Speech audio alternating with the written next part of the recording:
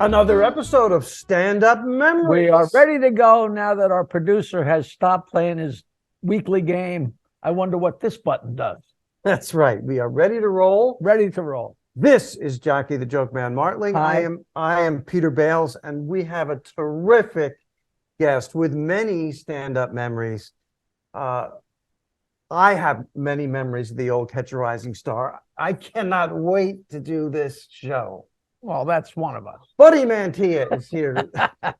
No, Mantia thrilled, is here. Thrilled To have you. Thank you so much for coming on. With he's in his apartment in Manhattan. He's got classic pictures. I on the think wall it is such a behind- testament to our show that knowing he was going to do our podcast, that he went out to a garage sale and bought all those pictures and put them up behind him. I appreciate you doing that. Who told you, Jack? Thanks for being here. Thank you so Oh, much. it's a pleasure. My Buddy pleasure. Mantia, actor, writer, comedian, and part of a classic comedy team that I remember seeing live a number of times. Alto and Mantia was so much fun and so funny. And check them out, ladies and gentlemen, on YouTube. They are just funny. And but your home club is, of course, Catch a Rising Star, right? That's your core. That's where you started. Well, yeah. Is that fair? Actually, initially, we were at the Improv when Okay. the Untouchables formed. I don't know, Jackie, you Yes. probably remember the Untouchables. And then we left there because Marvin had a beef with Silver. Everybody did, didn't they?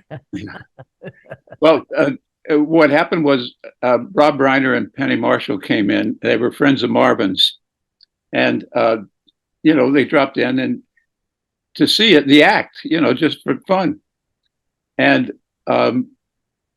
so when we went on, Silver put Rob behind a pole in the back.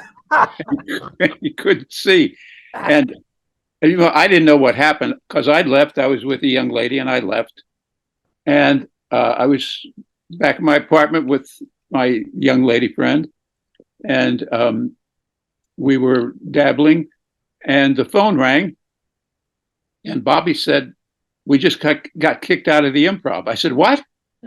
I said, "What happened?" He said, "Marvin, started yelling at Silver, and he told her to go and fornicate herself." And she immediately threw us out. And of course, all my inspiration with the young lady was gone. I was flustered. And this was the early days of Catch. No, wait 2 seconds. Bales, you usually fill in for people that don't. Well, Silver, The Improv- the Improv was the original showcase club. I owned think by Bud Friedman, who was married to Silver Friedman, he would have still been involved back then when that happened with the Yes, Untouchables. Bud was still there, definitely, yeah. But I he don't wasn't mean to there. throw us off track. No, But we're just trying to bring, Silver was the owner of the club. She wasn't just some. we're bringing everybody up to speed. So, But Bud wasn't there Silver that night. Friedman, Yeah. So he told her to screw off, and she kicked you guys out, not for the night, like out. Period. Yeah. Yeah. And can you remember what year? So Catch a Rising Star was just starting up. That was either 71 or 72. Wow, that's Wow, way that's early. great. Whoa. Yeah. Catch a Rising Star on the Upper East Side. To everybody watching, the original Improv was at 44th and 9th in Hell's Kitchen, when Hell's Kitchen was really Hell's Kitchen. Yeah, it sure was. Yes, it was. It really was. But the Untouchables had just started really by accident. I don't know if you know this story, but Robert Klein used to get up and do a set. And at the end of his set, he would do a 50s song. And he'd ask for guys to come up and do backup. So Marvin would go up, Bobby, Danny Aiello, a singer by the name of Buddy Hughes, and myself, and we'd go sing backup for Klein. And then for some reason, Bobby Marvin and I used to play pinochle together. And one night we're across if you remember, across the street, there's this big driveway opening, and we'd sing into the echo of that opening. And we thought, oh, maybe we should do this at the club some night. So we did, and we started screwing around. It became funny. We were improvising. And we came off stage one night, and this guy walks up to us, and he said, you know, you guys have really natural chemistry together. You should think about this becoming an act. And he walked away. I said to Bobby, I said, who's that? He said, that's Woody Allen's manager, Jack Rollins. Wow. Wow. And so Jack came in the following night and the following night and within a week, he became our manager. And within, I would say 3 weeks, we were on the Par Show. So we did the Par Show, and right after the taping, the producer called us into the office with Jack, and he said, can I have the boys back next week? And Jack said, no, the boys are not doing any more television for another year. They're just going to gather material. So that's what we did until 10 months later, we did a special at NBC. But anyway, in between that time, we got kicked out of the Improv.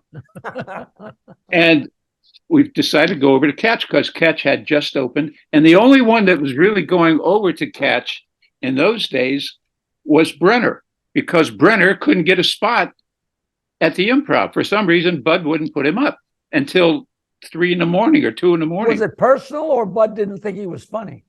I don't know what it was. I don't think it was personal because, you know, I never saw any conflict between them. But David went over, and then we had gathered kind of a following with the Improv at that time, and as the Untouchables. And so we said, to hell with it. So we went over to Catch, and the people that were following us came over to Catch. And Rick always said that if it wasn't for the Untouchables and Brenner, Catch might never have survived. Now stop. Now, Rick Newman, the owner of Catch a Rising Star and the driving force behind Catch a Rising Star. This is a fascinating story. I mean, a lot of comics watch our podcast. Can you imagine David Brenner not being able to get on? It seems a little stupid. You guys have somewhat of a following. For her to kick you guys out of there, you know, of course you're going to take your audience with you, you know. No, that was Silver. Silver was Silver. I mean, I never had any interactions with her, really. It was, you know, neutral, friendly, but I never really had any real conversations with her. I had, you know, with Bud, the conversation was get out of the aisle. You know, You know, they always say about Bud Friedman that he didn't discriminate. He hated everybody. And it was pretty mutual. But anyway, well, the Improv was amazing, 44th and 9th, and remained amazing. But then quickly Catch in the 70s established itself as at least the equal. Easily and surpassing easily it. Or surpassing, that's fair, of the original Improv. Catch a Rising Star. Not knowing anything, like a kid on Long Island, knowing nothing about anything, in my mind, Catch a Rising Star was classier than the Improv. And there was no reason to think that. Maybe it was a stupid logo with the stars on it. Who knows? You know what I mean? No, it did have that image of being a little classier. I mean, the Improv was, you know, it originally was a coffee house. I don't know if you guys knew that. Yes, No. I know. Well, when I first came to New York, I took a job at a theater ticket office, you know, selling Broadway tickets, and a lady who worked there was friendly with Bud because Silver was in a Broadway show, and this woman's daughter was the lead, Bonnie Scott, who became pregnant, and Michelle Lee took her place. But she took me to the Improv when it was a coffee house, and I got up and sang there in 1967. It's probably 7. And so it was a coffee house when I first. Now, were you a singer? Were you a crooner? Oh, yeah, I was a singer when I first started. And as a matter of fact, when I first got to the Improv, Jackie Vernon heard me one night and asked me to go on the road with him. And I was his opening act for 2 years. Oh, that's All right, let me tell the younger people watching the podcast, Jackie Vernon is a classic comedian of incredible talent. Google him. Oh, and you opened for him for 2 years. Yeah, I mean, our first gig was Caesar's Palace in Vegas. Yeah, there were no clubs or theaters. It was like Vegas or was Atlantic City alive and kicking in those No, days? no. Well, There the was- 500 Club was down there, and I had worked there as a singer. Excuse me. But with Jackie, yeah, the first gig was at Caesar's Palace and Mr. Kelly's in Chicago. I mean, that was great for 2 years. Well, he was a big guy. He did Sullivan a lot, right? Oh my God, he did every show. Yeah, Jackie And Vernon, guy. incredibly funny. Everybody starting in comedy should familiarize themselves with Jackie Vernon. Now, Buddy, so you have the Untouchables. Now, how many people were in the Untouchables? there were 3: Marvin Braverman, Okay. Bobby Alto, and myself. Okay. So you were 3. How did you transition to Alto and Mantia? Well, we had done so much television as the Untouchables, and Paramount, the vice president of Paramount, I don't know, somehow or another saw us, maybe at the Comedy Club or in L.A., and called us in for a meeting. And they wanted to do a series with us. And he called in his 2 head writers, Kukoff and Harris, and we were kicking around ideas for, a series. And he was all excited about us. And he took us around the Paramount lot over to Happy Days and introduced us to everybody. And we're new members of the family. I mean, we left the studio that day. We got in the car. We were all screaming. We got the series, And for some reason or another, unbeknownst to us, that happened between Rollins and Jaffe and Paramount, there was some kind of a beef. It had nothing to do with us. And the Rollins and Jaffe West Coast office was on the Paramount lot. And I don't know what happened. I still don't know what happened. But there was a beef. They were asked to leave the lot, and we lost the series. Ah. And it was a devastating blow. Jack later said we were the unluckiest act he ever handled. Because we also had a deal going with Ted Bessel at NBC, who wanted to do a series with us. And Ted had a beef with NBC, and we lost the series there. So you guys were like the Black Widow. I mean, forget it.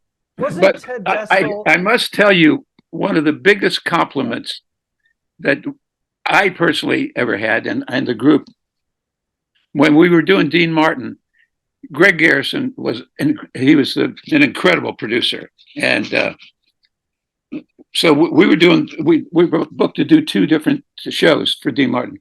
And he had seen us do the gangster movie, a takeoff on the gangster movie. I guess he saw us at the Comedy Store do it. And he said to me, he said, Buddy, he said, we can't use the gangster movie because it's too long. But would you ask the guys if they do me a favor and we'll tape it during the show? I want it for my own personal collection. And I thought, what a compliment, man. Wow. He was the best. He had seen the gamut of everyone. Yeah. Everybody worked that show. Another YouTube assignment for our viewers. Oh, Alto and Mantia, the gangster movie, is a hysterical sketch. I was laughing, just did my research. I've been laughing about that. Such a terrific. I'll tell you something. When we did it, when Bobby and I did it, I couldn't stop from laughing at Bobby. When he played the mother, Yeah. I mean, he killed me. He absolutely killed me on stage, and I was laughing too. Oh, I drank so much back in those days, but I didn't go on a catch except to bomb a couple times as an auditioner. But I still distinctly remember you guys doing The Wizard of Oz. It just, that's one of those things that burnt in my retina. I can still see it, Now, the premise, and we'll let you talk about it, but a brilliant premise for the famous Wizard of Oz sketch. What if it was all Italian? Hysterical. What do you think about when you think about the Wizard of Oz? Well, it was just all improvised to begin with, which started at the Improv. We started doing it at the Improv, and we just improvised it, because we all knew the movie so well, and we added Italian shtick to it. But what was strange about that, when we were at Catch one night, I think the guy's name was Jack Hammer and Charlie Smalls, and he said, have you heard about The Wiz, the black version of The Wizard of Oz? I said, yeah.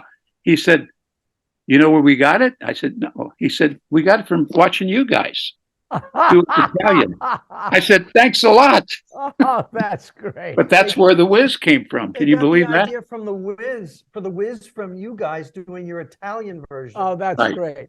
And you got Yeah. nothing for that. Let me Yeah. ask you, do you remember a group that worked at Catch that was Billy Crystal and two other guys? Yes, Did you know Dave Hawthorne? I didn't know him. No, I didn't. I'm trying to remember the name of the group. It was either But that's We the People or Three's Company. They had two different names, but Yeah, a manager said to Billy, "You could be really big, just lose the other two guys." And Dave Hawthorne's been a good friend of ours for like 40 years. yeah. Now, Alto and Mantia, I have to say, everybody watching, check them out on YouTube, online. So much fun. These guys, especially Buddy, but both of them, can really, really sing. And if you have that ability, it opens up a whole new area of comedy. Wouldn't you agree? I mean, would you guys sing, the three of you, like three of you? Oh, sure. In harmony? Sure. Yeah, we did.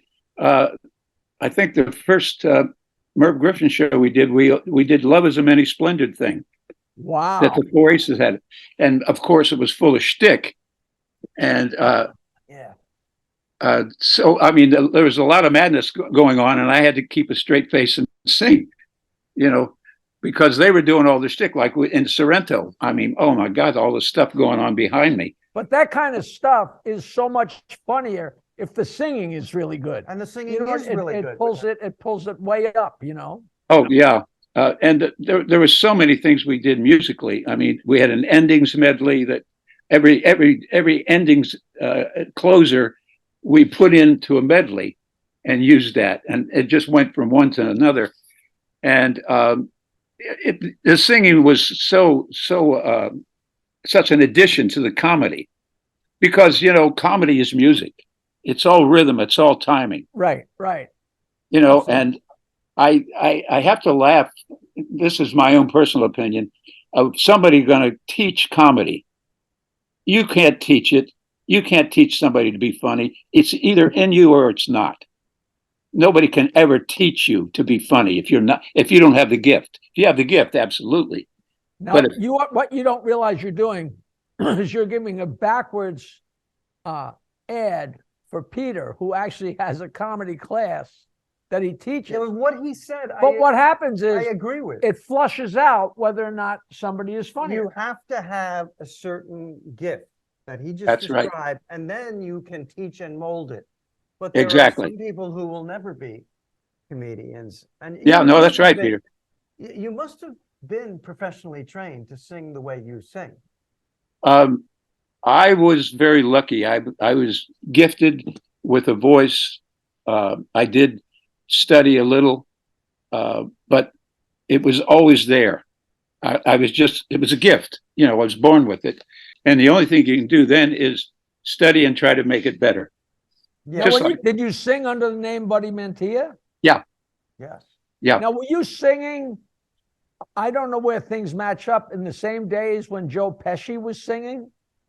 Oh, Joe and Frank Vincent had a trio together, a musical trio, because Joey played guitar and Frank played drums, and then they did comedy together too. And there's a funny story with Joe Pesci. He said to me one night, we were at the club, and he said, "You want to go Meadowlands tomorrow?" I said, "Yeah, sure, let's go." So this was shortly after Raging Bull, when he was hot. So we get to the track, and he says to the maitre d', he said, "Put us somewhere where we won't be noticed." And he said, and fairly close to the finish line, so we can have dinner and blah, blah, blah. So we go in there, and we're both handicapping the first race and trying to figure out who to bet. And all of a sudden we hear, "Oh, everybody, look, it's Joe Pesci." It's Cooper. It's Pat Cooper. And Pat's with a group of people. He leaves the people and comes and sits with us and drove us nuts all night. And Pesci, Joe wanted to strangle him. Oh, And that's he, just terrific. Oh, Pat, I mean, God rest his soul, he's a good guy, but all he did was talk to us all night and wouldn't leave us alone. And I'm going up to the window to bet a trifecta, and Pat's saying, no, wait a minute, don't bet that horse, bet this. I get to the window, I got shut out, and my trifecta comes in. It cost me $1,400. for the people watching, Pat Cooper recently passed away at the age of 93. One of the wildest, craziest, naturally funny people. So just Google and Oh, hilarious. I was in my computer yesterday and I got like 6 or 7 little iPhone videos of us riding in a taxi cab together, and he's driving the driver out of his mind. It's just, just naturally funny, annoying, or annoying funny, however you look at it. But he is a character. Oh, Buddy, you're welcome. Yeah. extensive research on my part. Jackie and I are devotees. We idolize Mad Magazine. And I think you have a story about doing something for Mad Magazine. Listen to this. It is so cool. Oh, this is you're springing this on me. I'm springing this on you. I think, tell us, that is a cool thing that you did. Tell our audience what you did for Mad Magazine. Well, it just came out of nowhere. At Catch one night, after Bobby and I got off stage, the guy walks over to us. He said, we'd like for you to do, something in Mad Magazine. We said, what are we going to do? Animate us, or, what do you want us to do? And he said, well, we have this song and it's called A Super Spectacular Day. And he said, one of you would sing the opening thing, and then we have about 19 different endings on it. So I said, I'll do the opening, let Bobby do all the other stuff. So we did it. And I went in, I sang, it's a great, big, beautiful, wonderful, exciting, super spectacular day. And blah, blah, blah, blah, and bum. And then Bobby goes in, until, and then he goes through this whole ritual of things. And then it repeats. And there's like 19 different endings. And they put it in the magazine as a record. In the magazine. This is when they used to put the little mad what were they? A mad insertion. There was a name for those things. Right. The little so it was a little disc. No, I know it. You took it out of the magazine and put it on. That's just yeah. And it was 1980. I looked up the date. That is so cool. That is so funny. Now you talk about out of left field. That is such an incredible claim to fame. And when around 1995, when I was starting to do well with the Stern Show, my wife at the time actually hired Don Martin to draw a cartoon of me and her imitating the picture of John Lennon with Yoko in his arms, but it's me and Nancy, and it's Don Martin. You know how Don Martin drew those. Yeah. It's like my prized possession in the world, Bales and me were both, that's one of the first things I think we probably said to each other, are you a Mad Magazine fan, And he mentions Don Martin. I was a young, wise-ass MC at Dangerfield's Comedy Club, and I say to a guy, the standard question from an MC, what do you do for a living? He goes, I'm an artist, and I'm a wise guy. And I say, so where do you wait tables? Everybody laughs. I go, come on, where are you an artist? And he goes, Mad Magazine. I go, Mad Magazine? And then he goes, I'm Don Martin. Jesus. And I ran out and I bought a magazine and he signed it and he was so nice. Mad Magazine is not around anymore, but young comedians watching, get copies and learn from the best. I had a stack like this of Mad Magazines, and my mother must have at random opened one day, and they used to have the Mad Magazine primers where there was a bunch of different, like a small book within the magazine, and there was something about the kids going behind the barn smoking reefers. And this is like 1958, and she threw away all my Mad Magazines. And I didn't even know what a reefer was, Now, Jackie, buddy, I'm getting signals here. We definitely want to have him back. I mean, your stories are amazing. But I want to ask you about your memories of someone that I've never met. I was crazy about her. I see her on your social media. I know you know her. I'm sorry, I idolize her. And she's known famously as 99. And There's a comedian on Long Island named Johnny Huff who has a great line. It's a bit blue, but it's very funny. He says, as a kid, I must have jerked off 100 times. Which is She'll be happy to hear that. But you know her, and you've worked with her, and I see you in these wonderful pictures with her. What are your memories of Barbara Feldon? And she's still going strong, I understand. Oh God, yes, absolutely. She's still gorgeous. She keeps in wonderful shape. She eats right. As a matter of fact, we had dinner last night, I think. Wow. I've run into you 3 or 4 times, and every time I've ever run into you, you're with her. You know. Yeah. Well, the strange thing about this, the way I met her, a couple of lady friends of mine said to me, "Hey, we're going to a birthday party on Roosevelt Island. Would you drive us over there? Because we don't want to take the tram." I said, "I don't know who the person is whose birthday it is. No, I really don't want to go." And they said, "Oh, come on, come on." And they kept nagging me. Finally, I gave in. I said, "Okay." So I drove over there, and at the party, Barbara's there. And, I said hello to her. And for some reason, I don't even remember how, somebody got me up to sing. And so I sang a song there. And then at the end of the evening, Barbara walked over to me and she said, "If you're performing someplace, please let me know. I'd like to come and see the act." Because somebody mentioned that I was part of a comedy team. So I didn't do anything about it. And the next day I get a phone call from one of the girls that said Barbara would like for me to have her phone number. And so wow. I called her and we got together and we dated for quite a while. And then we just decided to become friends. And we have been closest friends. It's almost like we're married. I mean, we're together all the time. She's doing, as a matter of fact, she just did a podcast yesterday. Her book is out now. And I have to tell you, it's called Getting Smarter. And it's on Amazon. Oh, that's great. That's a great Now, title. I'm telling you, you want a great read.